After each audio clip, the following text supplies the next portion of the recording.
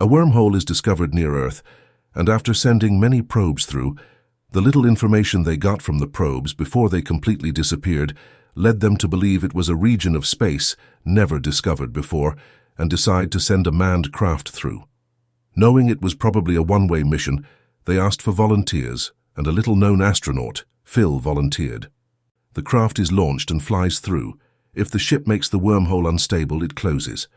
On the other side, the craft is in complete darkness, no stars or anything, but it starts to get lighter, going from black to grey, and then all of a sudden it enters a completely bright white. The craft's functions begin to fail, and Phil starts to fall unconscious. Then there is a bang, and everything starts to get darker again. Another ship is pulling it back and towing it to a large space station. On board is an alien race, kind of white, tall, smooth and telepathic. A very gentle and science-minded race of aliens. They say they study this area, which just happens to be the edge of the universe. They ask how he got there and why he is there, and after he explains and tells them that he can never go back, they make a deal with him. As his craft went beyond the edge of the universe, recorded some data and survived in exchange for data, they will get him back to Earth. After he agrees to this, they allow him to board one of their ships which would survive the journey and is more advanced than anything on Earth. The craft is like a living, evolving, self-improvement craft with the ability to be undetected and only operated by Phil. They also give him a device with the data his craft collected on it and a device for creating a wormhole, but it will only work once, or if lucky, he might get 2 jumps out of it. They could not guarantee he would arrive in the same year or in the same location as when he entered the original wormhole. He flew out into space, activated the device and flew through. It immediately closes after he exits it, and there is Earth right in front of him. He radios to Earth but receives no reply, enters Earth's atmosphere, is immediately surrounded by jet fighters, and lands at a military base. When he is taken away and interviewed, he explains who he is and where he has been. But no one believes him and asks where the craft is from, where he is from, and why they cannot open it. He explains once more, but they say they have no record of it. They end the interview by giving the time and date at the end of it. Phil realizes over 100 years have passed since he left.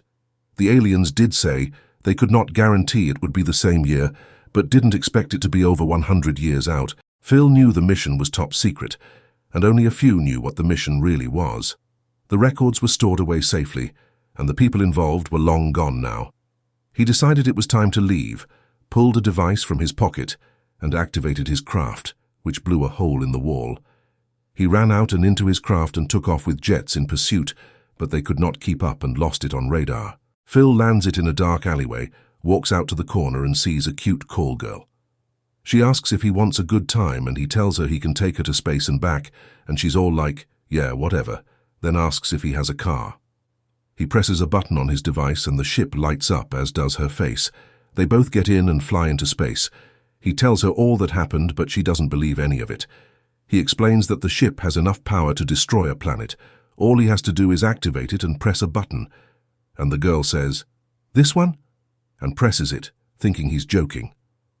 A powerful beam hits Earth, and they watch in amazement and terror as Earth starts to slowly break up.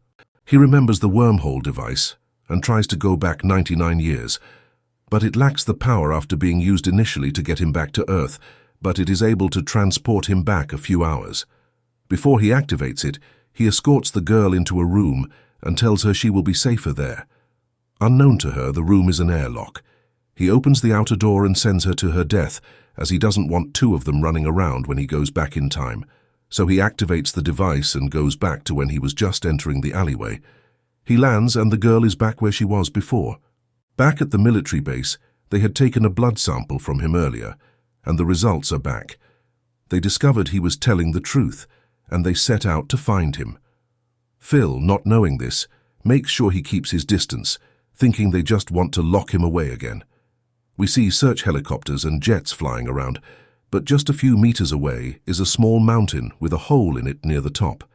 The camera goes in, and resting at the bottom of the cave is Phil's craft.